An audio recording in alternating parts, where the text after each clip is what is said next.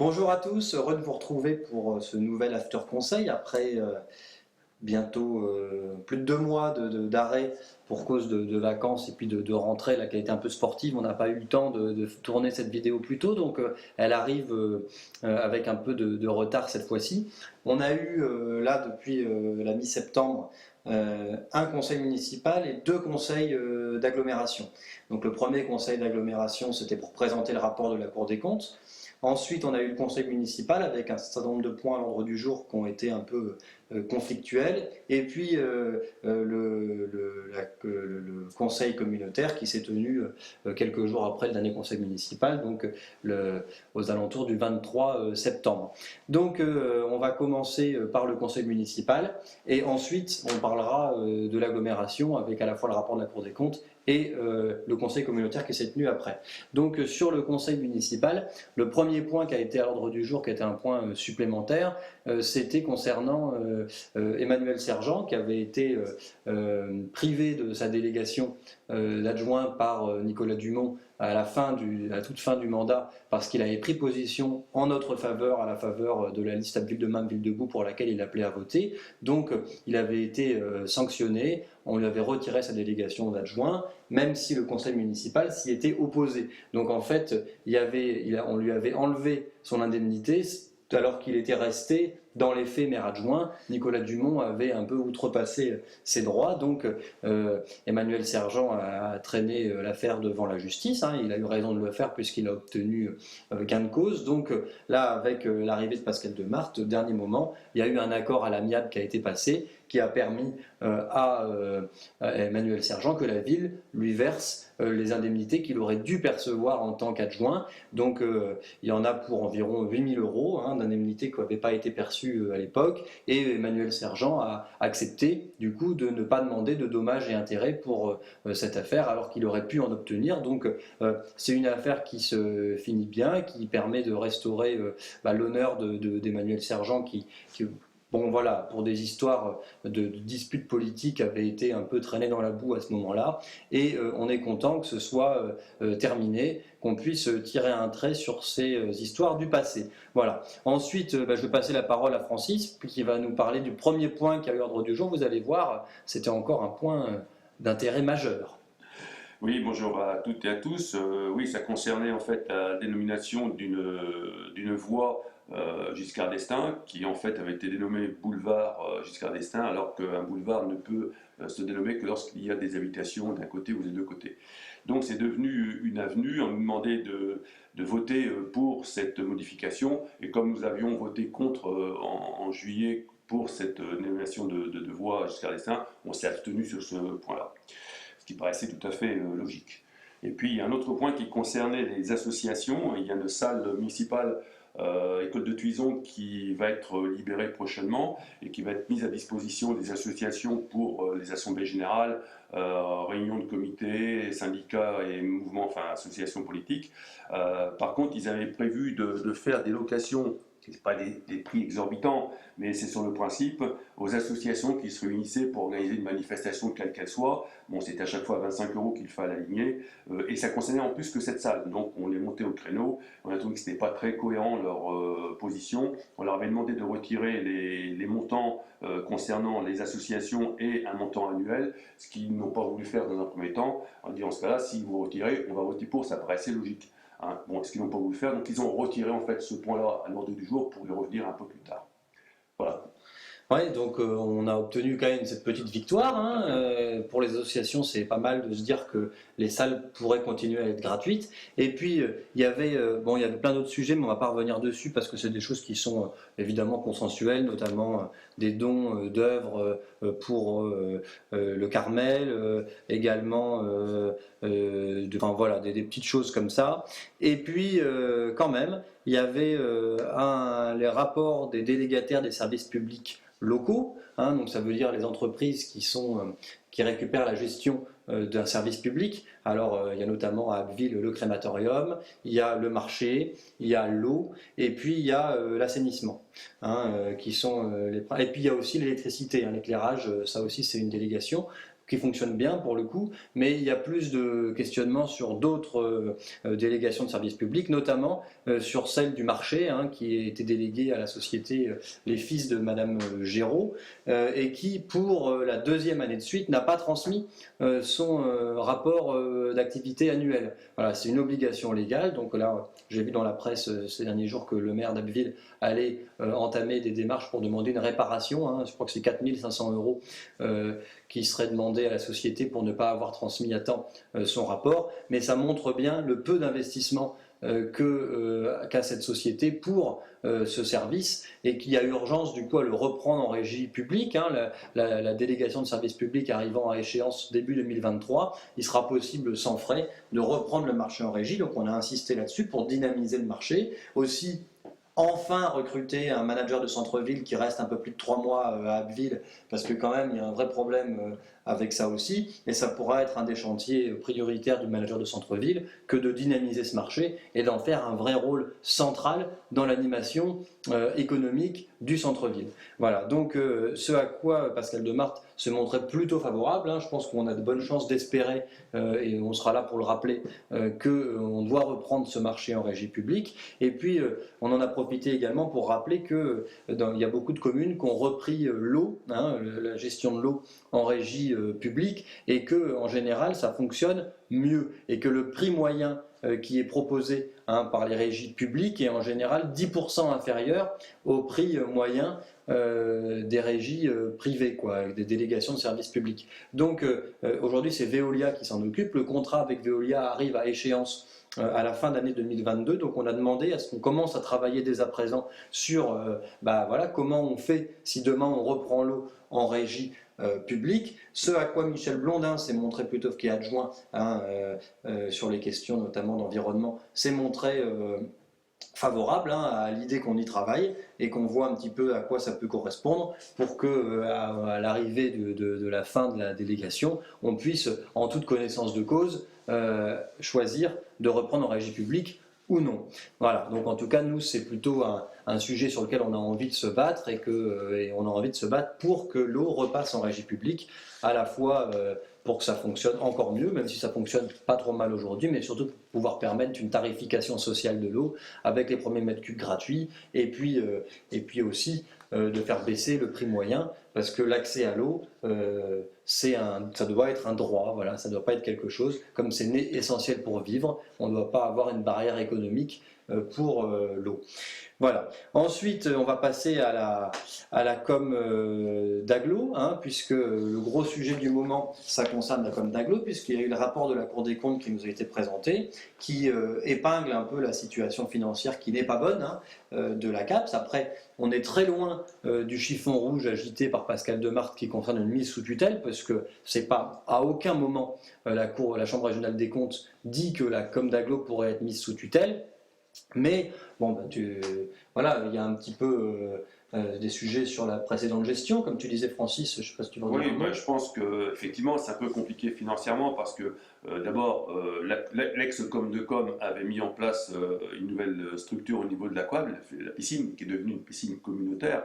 Mais quand on voit le bassin et la fréquentation du bassin, effectivement, il faut rembourser les emprunts, ce qui représente une somme non négligeable. Et puis maintenant, il y a le conservatoire, hein, le conservatoire qui avait été entamé avant 2017 et qui vient d'être livré cette année, qui est pareil, qui attire beaucoup de monde. Ça a un coût, mais c'est quelque chose d'extraordinaire. Bon, après, il faut rembourser les emprunts. Effectivement, ça fait de grosses dépenses pour la collectivité, ce qui fait qu'on est en zone rouge, mais pas non plus dans une limite catastrophique. Maintenant, il faut pouvoir réguler le reste, parce que derrière, il n'y a plus grand-chose à faire. Toutes les grosses structures ont été réalisées. Donc maintenant, il faut gérer, et puis voilà, quoi, en fait. Donc c'est ça, puis c'est qu'en fait la CAPS, c'est né de la fusion de 3 communautés de communes, celle d'Alencourt, celle baie de Somme Sud de Saint-Valery et celle d'Abbeville, et qui étaient 3 communautés de communes plutôt pauvres, et il y a eu un réflexe de dire on va reporter les investissements pour le moment où on aura créé une structure commune. Donc il y a eu et le choix politique a été fait au départ pour que la fusion se passe pas trop mal, de dire que tous les investissements qui étaient prévus par les coms de com avant la fusion soient réalisés par la nouvelle com d'agglo. Hein. Donc c'est ce qui a été fait, et un mariage de trois pauvres, ça donne pas un riche. Donc bon, même s'il y a sûrement eu des choses qui ne se sont pas passées parfaitement, on ne peut pas non plus, Nicolas Dumont a fait ce qu'il a pu, hein, aussi avec la situation qui existait, bah, voilà, aujourd'hui on se retrouve, et Pascal Demarthe a bon dos de dire que c'est pas de sa faute, que c'est la précédente équipe qui est à l'origine de ça, mais il oublie de dire que non seulement il a voté la loi qui a conduit à la fusion forcée des communautés de communes, il oublie de dire qu'il a été adjoint au maire d'Abbeville, qu'il a voté en faveur du conservatoire, de la piscine, de tous ces équipements qui effectivement aujourd'hui on continue de payer, et qu'en plus ça fait plus d'un an aujourd'hui qu'il est maire et président de la com d'agglo, et la Cour des comptes pointe une forte dérive sur l'année 2020. Hein, pendant laquelle il était président, donc il doit s'associer à ce bilan, et il doit aussi associer Ossoulier, Stéphane Ossoulier, qui est premier vice-président de la CAPS en charge des finances, et qu'il était déjà sous la précédente mandature. Donc à un moment donné, moi ce discours de dire je n'y suis pour rien, je m'en lave les mains, et maintenant il va falloir tailler dans le beefsteak et serrer la ceinture, moi il m'agace fortement parce qu'il en est comptable de cette situation. Donc la Cour des comptes, elle pointe trois axes principaux de travail. Le premier axe, sur lequel d'ailleurs qu'elle détaille le plus, c'est celui de poursuivre la fusion, d'aller au bout, de dire qu'il y a des mutualisations qui ont été faites mais qui ne sont pas allées au bout. Par exemple, la compétence voirie a été transférée des communes vers la com d'agglo, mais pas le stationnement. Ce qui fait que le stationnement à Saint-Valery ou à Cailleux, qui est payant, ça représente quand même plus d'1 million d'euros par an de recettes, il reste dans la trésorerie de ces communes-là, alors que c'est la com d'agglo qui va financer leur voirie. Donc c'est un non-sens aux yeux de la Cour des comptes, mais il y a plein d'exemples comme ça qui sont pointés, avec des dispositifs un peu complexes comme la péréquation, où comme on est une com d'agglo plutôt pauvre, on reçoit des financements de com d'agglo plutôt riches. Hein, c'est un système national qui permet d'équilibrer un peu pour l'aménagement du territoire de ce qu'on appelle la péréquation.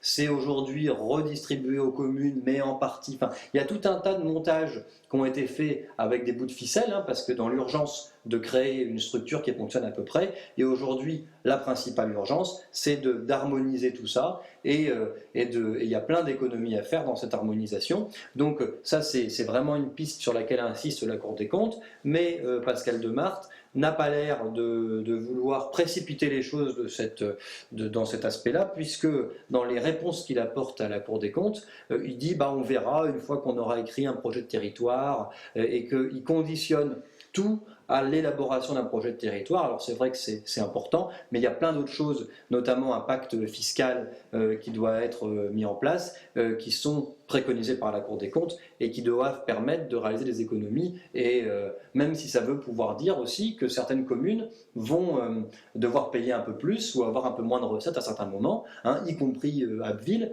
mais en même temps on a transféré des compétences à la com d'agglo, il faut bien qu'on transfère aussi des ressources pour financer ces compétences-là. Donc ça c'est la première chose, parce qu'aujourd'hui on est sur une durée de désendettement qui est très longue, parce que si ma mémoire est bonne, on doit être à quasiment 17 ans. 17 ans c'est beaucoup, parce que 17 ans pour se désendetter. Ça veut dire qu'on était à 12 ans il y a un peu plus d'un an, on est passé de 12 à 17 ans de durée de désendettement. Donc Pascal Demarthe, il ne peut pas dire qu'il n'y est pour rien, puisqu'il y a des investissements importants qui ont été votés là sous son impulsion, notamment le nouveau parking pour l'hôpital, qu'on ne conteste pas dans l'idée, mais qui effectivement va coûter 2 millions d'euros à la com d'agglo. Donc voilà, il en est aussi responsable. Ensuite, l'autre point qui est soulevé par la Chambre régionale des comptes, c'est les ordures ménagères, avec un gros problème dans les déchets, où en fait, partout en France, les gens ont tendance à produire de moins en moins de déchets. Nous, on en produit de plus en plus. Partout en France, le tri sélectif augmente. Nous, il diminue. Partout en France, le taux de déchets recyclés et valorisés augmente. Nous, il diminue. on augmente la quantité de déchets incinérés, on augmente la quantité de déchets enfouis. L'enfouissement, c'est ce qu'il y a de plus polluant et c'est aussi ce qu'il y a de plus cher. Donc, vous voyez qu'il y a quand même une marge de progression énorme sur la question des ordures ménagères pour déjà harmoniser aussi, parce que la taxe sur les ordures ménagères, elle est 2 fois plus importante à Abbeville que dans la com de Saint-Valery, par exemple. Donc, harmonisons ça, d'une part. Harmonisons aussi les systèmes de collecte. C'est pas normal qu'on en soit encore au sac, où c'est des sacs de collecte à Saint-Valery, tandis qu'on a des containers, des poubelles à Abbeville et dans l'ancienne com de l'Abbvillois. Donc, il y a plein de choses à harmoniser pour économiser. Il y a une pédagogie autour du tri et aussi une pédagogie, on va dire, intuitive, peut-être faire payer au poids. Plus on produit des déchets, plus on paye, ça me semblerait assez normal comme évolution, et une refonte un peu de système de collecte et du système comment dire, de destruction ou de recyclage des déchets pour augmenter la part de recyclage et de valorisation, parce que les ordures ménagères, ça peut être, quand c'est fait avec intelligence, ça peut être bénéficiaire comme service. Aujourd'hui, ça nous coûte beaucoup, alors que ça pourrait être, on ne va pas forcément dire bénéficiaire, mais presque à l'équilibre. Voilà, donc ça c'est aussi un sujet qui me semblerait urgent de traiter. D'ailleurs, bon, ça a commencé, on a eu une première réunion de commission là-dessus, j'espère qu'on continuera dans ce sens-là. Mais par contre, le troisième point qui est pointé par la Cour des comptes, c'est le personnel, où il y a effectivement la part consacrée aux dépenses de personnel qui a augmenté dans le budget de la CAPES, qui est passé de 48% à 53% ces dernières années, mais c'est lié aussi au fait qu'il y a eu une politique menée par Nicolas Dumont et Brigitte Levastre de déprécarisation des contrats précaires, notamment dans les écoles, hein, où des contrats qui étaient très précaires sont devenus titularisés, ont été titularisés. Donc ça, effectivement, ça coûte plus cher à la collectivité, mais en même temps, ça sort des dizaines d'agents de la précarité. Donc c'est une politique aussi qu'il faut assumer, qui est une politique qui est positive. Voilà, mieux vaut une politique sociale. Donc c'est pas normal que des gens qui travaillent pour la collectivité puissent être des travailleurs pauvres. Enfin, en tout cas, moi, ça me semble inadmissible. Donc aujourd'hui, il faut assumer ces choix-là, très bien, mais il y a une chose qui est pointée par la Cour, c'est aussi que les agents doivent tous travailler 1607 heures annuelles, voilà, pour être aux 35 heures. Les agents à temps plein, 1607 heures. Aujourd'hui, on est à 1589,5 par an. Donc, il manque 17h50 pour arriver aux 1607 heures. Alors ça, Pascal Demarthe, il l'a bien compris, puisque en réponse à la Cour, il dit que oui, le nécessaire va être fait, autant sur les ordures, il botte en touche, autant sur l'harmonisation fiscale et compagnie, il botte un peu en touche, autant sur le personnel, là il se dit, on peut y aller, vas-y, on va taper sur le personnel, ça va être formidable, je vais pouvoir m'inspirer des hommes politiques pour lesquels je nomme des places, des avenues, des boulevards et tout ce qu'on veut. Donc il tape sur le personnel. Il tape sur le personnel comment? Il tape sur le personnel en réduisant, en supprimant une semaine de congé annuel quand même, une semaine, c'est-à-dire que les 2 jours et demi du président, le lundi de Pentecôte, les 2 jours d'étalement qui permettaient de prolonger un petit peu les vacances de 2 jours, tout ça c'est supprimé, que les congés de départ en retraite qui sont calculés en fonction de l'ancienneté. Quand on a, plus on est ancien dans la collectivité, plus on avait jusqu'alors la possibilité de partir légèrement en avance en retraite. Quand je dis légèrement, c'est vraiment léger. Ça va d'1 semaine à 2 mois selon l'ancienneté. C'est une petite prime de départ en retraite qui était faite aux agents, que je trouve plutôt encourageante. Voilà, c'est pour remercier au bout de 30 ans de boîte de pouvoir partir un peu plus tôt. Ça ne me semble pas choquant. En tout cas, tout ça, c'est supprimé. Il rabote aussi les tickets restaurants. Il interdit l'usage du télétravail. Donc ça, il y a eu donc du coup, évidemment, les syndicats... et ils passent complètement outre l'avis des syndicats. C'est-à-dire qu'ils ne respectent ni l'accord cadre qui a été signé au mois de juillet sur le télétravail, par exemple. Ils ne le respectent pas. Ils passent outre le comité technique et de l'avis des syndicats qui soit se sont abstenus, soit ont voté contre. Ils s'en lavent les mains. Et dans une optique très isolée et autoritaire où on tape sur le personnel, on tape sur le personnel, on tape sur le personnel. Donc ça, nous, ça nous semble choquant. Voilà, choquant. Le personnel ne doit pas être la seule variable d'ajustement pour faire des économies. Voilà, effectivement, on peut concevoir qu'il y ait des économies à faire, qu'il y ait une part qui puisse être supportée par les agents, mais pas si ça veut dire réduire les acquis et dégrader les conditions de travail. Donc il y a eu au Conseil communautaire le vote du règlement intérieur, des modifications du règlement intérieur qui réduisaient notamment les tickets restaurants et le télétravail. On est intervenu, hein. D'ailleurs il y avait de nombreux agents, environ 80 personnes qui étaient dans la salle de conseil, qui assistaient, hein, au conseil, mais malheureusement c'est passé quand même, hein. Il y a eu de mémoire 59 voix pour, 9 contre et 4 abstentions. Donc ça veut dire que la plupart, 72 présents. sur 72 présents, donc ça veut dire que la plupart des élus, y compris les petites communes, ont voté favorablement à ça, parce qu'il y a aussi eu de la désinformation de Pascal Demarthe. Alors je ne sais pas s'il s'est trompé ou s'il a délibérément menti, mais en disant que le télétravail coûtait cher à la collectivité, ce n'est pas vrai. Il a parlé de 2,50 € par jour par agent qui était versé par la collectivité. Ils n'ont jamais été versés jusqu'à présent. Donc il y a de la désinformation qui est faite pour être sûr d'avoir sa majorité, et ça, ça nous semble vraiment pas vraiment scandaleux. Donc on a voté contre, et on soutient à 100% les agents qui sont sur le point de se mobiliser, là, qui sont en train de voir comment ils peuvent protester. En tout cas, on les encourage à montrer leur mécontentement, parce que si ça passe, la même chose sera faite à la ville, il ne faut pas se tromper, hein, c'est d'abord la com d'agglo, mais la même chose sera faite à la ville, et puis ça veut dire que pendant les prochaines années, c'est la porte ouverte à tous les sacrifices possibles pour les agents de la CAPS. Voilà, concernant la Cour des comptes et son rapport. Petit point ensuite, quand même, il y avait le remplacement d'un conseiller démissionnaire au syndicat mixte Somme Numérique, pour lequel était candidat Michel Lepage, qui était proposé par Pascal Demarthe. Michel Lepage, il est élu de la majorité de Pascal Demarthe et il est vice-président de la CAPS. Et ben, il a été battu. Il a été battu par Claude Jacob, qui est le maire d'Alencourt, à une voix près, mais il a été battu. Donc ça montre quand même que même s'il arrive à maintenir sa majorité, elle reste fragile, et que parfois, il peut être mis en minorité, Pascal Demarthe au sein de la CAPS.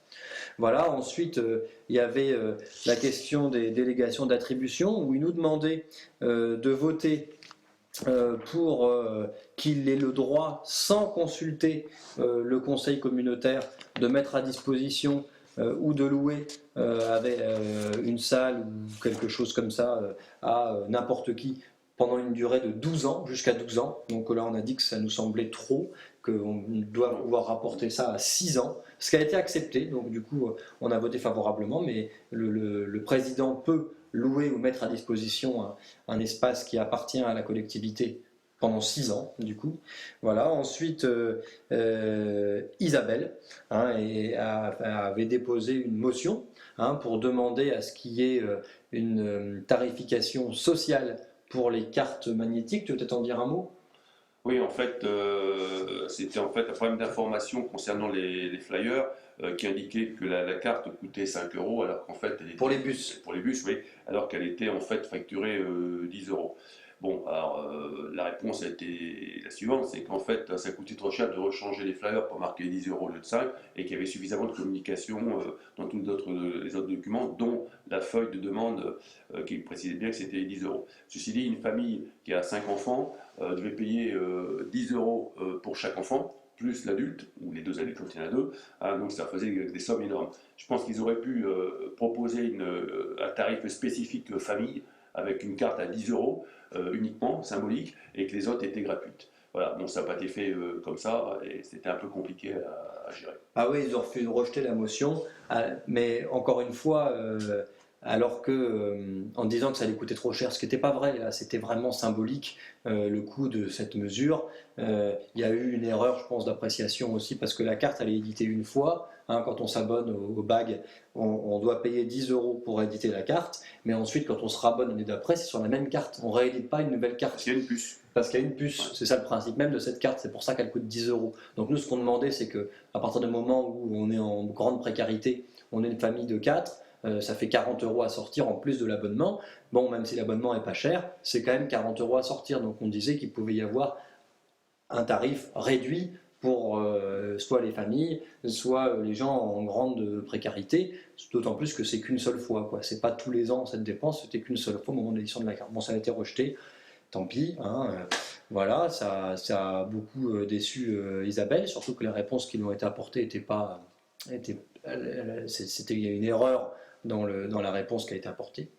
Et puis voilà, mais en tout cas tout ça pour dire que là, la rentrée elle est un peu tendue, hein, parce que Pascal Demarthe aussi dans un comportement très autoritaire, où il coupe la parole. Il a coupé la parole à Isabelle en conseil municipal quand elle a évoqué la verrue qui était transition, hein. Je reprends les mots de Pascal Demarthe, mais sur le musée du street art, elle a fait une intervention pour dire que c'était quand même vraiment dommage que la ville n'ait pas davantage soutenu cette association.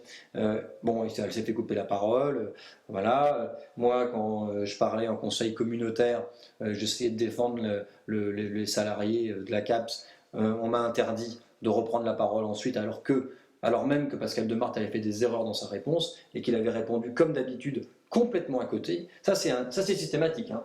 On pose une question, il répond à côté. Voilà, toujours. Et quand on redemande la parole pour demander à ce qu'il réponde vraiment à la question, on se fait couper la chic, on n'a pas le droit de répondre. Donc c'est quand même une drôle de façon de concevoir la démocratie. Enfin bon voilà, c'est comme ça. C'est tout pour aujourd'hui. Bonne journée et puis à très bientôt.